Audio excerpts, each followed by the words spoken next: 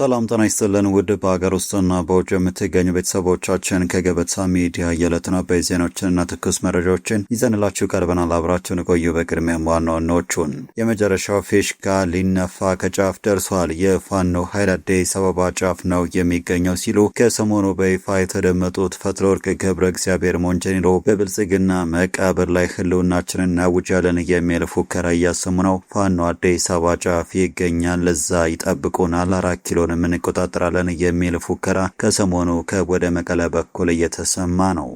ማምሻውን ህወሓት በአማርኛ ቋንቋ በወጣው መግለጫ ደግሞ የፌዴራል መንግስት ጦርነቱ ለመጀመር ዝግጅት ጨርሶ ፊሽካ ለመንፋት እየተጠባበቀ ነው ሲል ከሷል። በዚህ በተጨማሪም የፌዴራል መንግስት ወታደራዊ ዝግጅቱን ጨርሶ ለሰራዊቱ ጀምር የሚል ትዕዛዝ መስጠት ብቻ ነው የቀረው ሲል ተደምጧል። በዝርዝር የምታደምጡት ቀዳሚው ዘገባችን ይሆናል። በሌላ በኩል አዲስ አበባ የኦሮሚያ አካል እንድትሆን ሀሳብ ቀረበ። ይህ ሀሳብ ከፍተኛ ተቃውሞን ቀስቅሷል። ነገሩ ምንድነው? ይዘነዋል። የኢትዮጵያ መንግስት ምጣሌ ያለመ ስብሰባ በኤርትራ ድንበር ተደርጓል። የህወሓት ቡድን መሽኮርመሙን አቁሞ ዓላማውን በግልጽ መናገር ጀምሯል። የብልጽግናውን መንግስት አስወግዳለሁ እያለ ነው። ለመሆኑ ስብሰባው ምንድን ነው? ዝርዝር ዘገባ አለን፣ ትሰማላችሁ።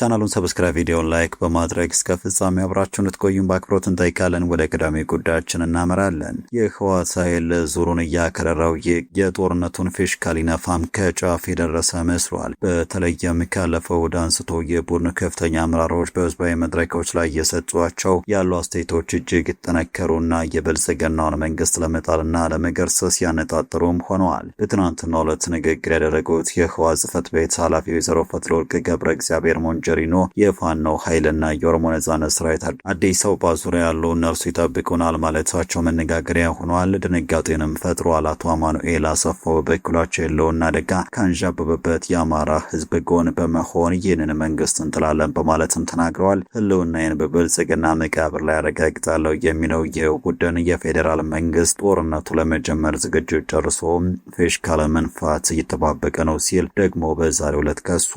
የምየን ላብየን ሌሎ ህወሓት ራሱ ለጦርነት እየተዘጋጀ ብልጽግናን የጦርነቱን ፊሽካ ሊነፋ ነው ሲል ይከሳል። ቡድኑ ማምሻውን በወጣው አዲስ መግለጫ የፌዴራል መንግስት ወታደራዊ ዝግጅት ጨርሶ ሰራዊቱን ጀምር የሚል መመሪያ ለማውረድ በመጠባበቅ ላይ ነው። ከዚህ በኋላ የምንነጋገረው ነገር የለም፣ በኃይል ይለይልናል ያሉትን ደብረጽዮን የጦርነት እወጃውን አስከትለው ሁሉንም እያሉ ነው። ትናንት በወጡት መግለጫ ህልውናችንን በብልጽግና መቃብር ላይ እናረጋግጣለን በሚል በይፋ በፌዴራል መንግስት ላይ ጦርነት እንደሚከፍቱ መግለጻቸው የሚዘነጋ አይደለም። በዛሬው መግለጫቸው ደግሞ ራሳቸው አስቀድሞ የጠቅላይ ሚኒስትር አብይ አህመድን ብልጽግና መራሽ አስተዳደር እናስወግዳለን ካሉ በኋላ ዛሬ ደግሞ ልንጠቃ ነው ሲሉ ይከሳሉ። ለወራት ከበባ ፈጽሞብናል ሲሉት የነበረውን መንግስት ወታደራዊ ዝግጅቱን አጠናቆ ጦርነቱ ለመጀመር ከጫፍ ደርሷል ይላሉ። የፕሮፓጋንዳ ዘመቻ ተከፍቶብኛል እያለው ህወሓት መግለጫ የስም ማጥፋት ዘመቻ የፌዴራል መንግስት ወታደራዊ ዝግጅትን ተጠቅሞ ጦርነት ለመጀመር መንደርደሪያ መሆኑን ይገልጻል። አስወግደዋለሁ ያለውን መንግስት ወታደራዊ ዝግጅት ጨርሶ ጀምር የሚል መመሪያ ለማውረድ በመጠባበቅ ላይ መሆኑ ግልጽ ነው ሲልም የመከላከያ ሰራዊቱን ዝግጅት አስታውቋል። ቡድኑ ይሰነዝርብን ነው ያለውን ጥቃት እጅና እግሩን አጣጥፎ እንደማይቀበል ይገልጽና ራሱን ተከላካይ አድርጎም አቅርቧል።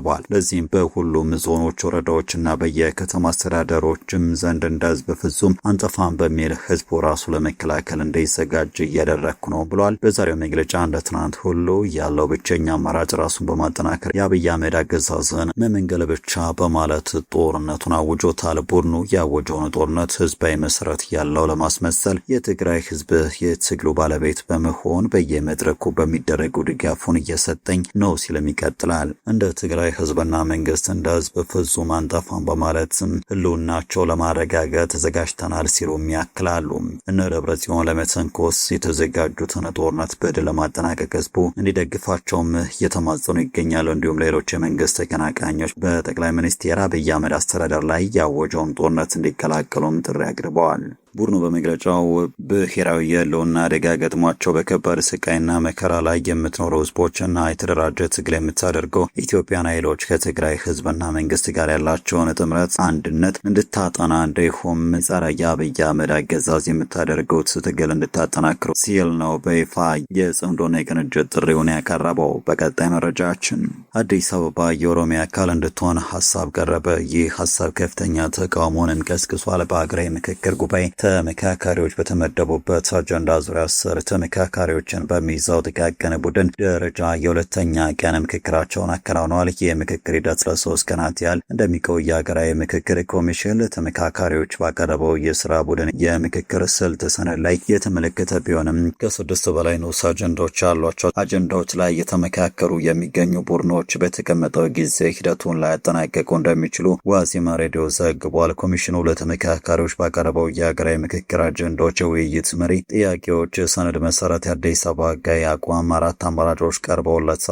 ተመካካሪዎቹ 4ቱን አማራጮች በመገምገም የከተማውን ሕጋዊ አቋም የተመለከተ ምክረ ሀሳብ እንዲያመነጭ የሚጠበቅ ሲሆን በሰነዱ ከተዘረዘሩት አማራጮች ውጪ ተጨማሪ አማራጭ ማቅረብ ስለመቻል አለመቻሉ ሰነዱ አያመለክትም። አዲስ አበባ ሲቲ ስቴት ወይም ራስ ገዝ የፌዴራል አካል ራሷን የቻለች ክልል የኦሮሚያ አካል ማድረግ የሚሉት ደግሞ በሰነዱ የቀረቡ አማራጮችም ናቸው። አዲስ አበባ ከኦሮሚያ ክልል ጋር ያለ ግንኙነት፣ የከተማ በጀት ድርሻ ጉዳይ፣ የፌዴራል ዋና ከተማ ጉዳይ፣ አዲስ አበባ ፖሊስና ፍርድ ቤት ጉዳይ፣ የከተማዋ ወሰንና የቦታዎች ስያሜዎች፣ የከተማዋ የስራ ቋንቋ እንዲሁም የከተማዋ ታሪካዊ ቅርሶች አካታችነት ጉዳይ ጥያቄዎች የተዘጋጁላቸው የምክክር ንዑስ አጀንዳዎች ሆነው በሰነዱ ቀርበዋል። አዲስ አበባ በፌዴራል መንግስት ላይ ስለሚኖራት ውክልና የፌዴሬሽን ምክር ቤት ውክልና ጉዳይ ግን በንዑስ አጀንዳነት ሳያካትቱ ቀርተዋል። በቀጣይ መረጃችን ለጠቅላይ ሚኒስትር አብይ አህመድ አንድ አነጋጋሪ ደብዳቤ ተላከ። ደብዳቤ የተላከው ከትግራይ ክልል ነው። ከትግራይ ለጠቅላይ ሚኒስትሩ በተጻፈው ደብዳቤ ላይ በአስቸኳይ አፋጣኝ እርምጃ እንዲወስዱ ጥሪ የሚያቀርብ ነው። በመቀለ የሚንቀሳቀስ ሳልሳይ ወያኔ ትግራይ ፓርቲ ለጠቅላይ ሚኒስትር አብይ አህመድ በጻፈው የግል ደብዳቤ በኢትዮጵያ መንግስትና በህወሓት እንዲሁም በውጭ ኃይሎች መካከል አዲስ የጦርነት ደመና እያንዣበበ መምጣቱን ጠቁሟል። ከባድ ሰብአዊና ቁሳዊ ውድመት የሚያስከትል አዲስ ጦርነት እንዳይቀሰቀስ በአስቸኳይ መከላከያና የሰላም እርምጃዎች ይወሰዱ ሲል ጥሪ አቅርበዋል። ሳልሳይ ወያኔ በደብዳቤው እንዳመለከተው የትግራይ ህዝብና ሀገሪቱ ካለፈው አውዳሚ ጦርነት ካስከተለው መጠነ ሰፊ ሰብአዊና ኢኮኖሚያዊ ቀውስ ገና ሳያገግሙ በአሁኑ ወቅት ሌላ የጦርነት ዝግጅትና ስጋት ጫፍ መድረሱ እጅግ አሳሳቢ ነው ብሏል። አሁን ሊቀሰቀስ የሚችል ማናቸውም ግጭት የክልሉን እንዲሁም የሀገሪቱን ህልውና አደጋ ላይ ከመጣሉ ባለፈ ቀጠናዊና ዓለም አቀፋዊ ኃይሎች አዳዲስ የጦር መሳሪያዎቻቸውን የሚፈትኑበት አደገኛ ውክልና ጦርነት ወይም ፕሮክሲ ዋር ሊሆን እንደሚችልም አስጠንቅቀዋል። 30 ወያኔ አዲስ ጦርነት ለማስቀረትና ዘላቂ ሰላም ለማረጋገጥ የፌዴራል መንግስት የሚከተሉትን ዋና ዋና ጥያቄዎች አለምንም ቅድመ ሁኔታ እንዲሁም አላስፈላጊ መጓተት እንዲመልስም ጠይቋል። የመጀመሪያው የትግራይ ህገ መንግስታዊ ግዛት እንዲከበርና ከጦርነት በኋላ የተተከሉ ህገ ወጥ መዋቅሮች በአስቸኳይ ፈርሰው ህጋዊ አሰራር ወደ ነበረበት እንዲመለስ ማድረግ የሚል። ሁለተኛው በጦርነት ምክንያት የተፈናቀሉና የተሰደዱ በመቶ ሺዎች የሚቆጠሩ የትግራይ ተወላጆች ያለምንም ስጋትና ማስተጓጎል ሰብአዊ መብቶቻቸው ተጠብቀው ወደ ቀድሞው ቀያቸው በአስቸኳይ እንዲመለሱና እንዲቋቋሙ ማድረግ። ሶስተኛ ለህዝቦች የዕለት ተዕለት ኑሮ ወሳኝ የሆኑ ማህበራዊና ኢኮኖሚያዊ መሰረታዊ አገልግሎት ፍትሃዊም የፌዴራል በጀት ክፍፍልን ጨምሮ ያለምንም ገደብ ሙሉ በሙሉ ስራ ላይ እንዲውሉ ማድረግ የሚሉ ናቸው። ፓርቲው በደብዳቤው አጥብቆ እንዳሰመረበት የትግራይ ህዝብ ህጋዊና ሰብአዊ መብቶች ከተለያዩ የፖለቲካ ጥቅሞች ወይም ከህወሓት ድርጅት እንቅስቃሴዎች ጋር ተያይዘው መታገዳቸው ለሌላ ጦርነት መቀስቀስ ዋና ምክንያት እየሆነ ይገኛል ብለዋል። አክሎም የፌዴራል መንግስት የጦርነት ነጋሪት መምጣቱንና ቅስቀሳዎችን በአስቸኳይ አቁመው የትግራይ ህዝብ ጥያቄዎች በተለየ መልኩ በማየት በሰላማዊ መንገድና በውይይት እውነተኛ ምላሽ እንዲሰጥ አሳስቧል። በቀጣይ መረጃችን ከኤርትራ አስደንጋጭ መርዶ ተሰማ። ከፍተኛ ዲፕሎማቱ እንዲሁም ሚኒስቴሩ ህይወታቸው አልፏል። የቀድሞ የኤርትራ የትምህርት ሚኒስቴርና በኢትዮጵያ ኤርትራ ባለሙሉ ስልጣን አምባሳደር ሆነው ያገለገሉት ፖለቲከኛ ዲፕሎማት አምባሳደር ሰመረ ርዕሶም በዛሬው ዕለት ህይወታቸው እንዳለፈ የሻዕቢያ ማስታወቂያ ሚኒስቴር ይፋ አድርጓል። አምባሳደር ሰመረ ርዕሶም እንደ ኤሮፓያን አቆጣጠር በ1976 የኤርትራ ህዝባዊ ነጻነት ግንባር ህግደፍን የተቀላቀሉ ሲሆን ለ49 ዓመታት ማለትም ለግማሽ ክፍለ ዘመን ያለ ሀገራቸውና ህዝባቸውን በታማኝነትና በከፍተኛ ወገንተኝነት ሲያገለግሉ መቆየታቸውን የኤርትራ ማስታወቂያ ሚኒስቴር ገልጿል። በትግሉ ዘመን የኤርትራ ህዝባዊ ነጻነት ግንባር የውጭ ግንኙነት ክፍል ተወካይ፣ በኋላም በካርቱም የኤርትራ ቢሮ የደህንነት አገልግሎት ኃላፊ ሆነው አገልግለዋል። ኤርትራ ከተገነጠለች በኋላ አምባሳደር ሰመረ በርካታ ከፍተኛ ወታደራዊና መንግስታዊ የኃላፊነት ቦታዎችን መርቷል። እንደ አውሮፓውያን አቆጣጠርም ከ1991 እስከ 1992 በሱዳን የኤርትራ ጊዜያዊ መንግስት የመጀመሪያ ዋና ጸሐፊ፣ በ93 እና በ96 በውጭ ጉዳይ መስሪያ ቤት የአሜሪካ ጉዳዮች ዳይሬክተር ጀነራል እንዲሁም ከ1997 እስከ 2003 በአሜሪካ ኤርትራ ባለሙሉ ስልጣን አምባሳደር ሆኖ አገልግለዋል። በተጨማሪም ከ2003 እስከ 2006 የማዕከላዊ ዞን ማዕከል አስተዳዳሪ በመሆንም ሰርተዋል። ዲፕሎማቱ ከ2007 እስከ 2025 ድረስ በኤርትራ የትምህርት ሚኒስቴርነት ያገለገሉ ሲሆን ከ2018 እስከ 2025 ድረስ ደግሞም በሚኒስቴርነት ማዕረጋቸው ጎን ለጎን በኢትዮጵያ ኤርትራ ባለሙሉ ስልጣን አምባሳደር ሆኖ በመሾም በሁለቱ ሀገራት መካከል የነበረውን ዲፕሎማሲያዊ ግንኙነት በማጠናከር ረገድ ትልቅ አሻራ አሳርፈዋል ይባልላቸዋል። በቀጣይ መረጃ የሀገራዊ ምክክር ጉባኤ በስምንተኛ ቀን ውሎ አጀንዳዎች ዙሪያ በጥቃቅን ቡድኖች ደረጃ ሲካሄድ የቆየውን የመጀመሪያ ምዕራፍ ውይይት እያስቀጠለ ቢሆንም አብዛኞቹ ቡድኖች በተያዘላቸው የ3 ቀናት ጊዜ ውስጥ ምክክራቸውን ማጠናቀቅ አለመቻላቸውን ዋዜማ ሬዲዮ ዘግቧል።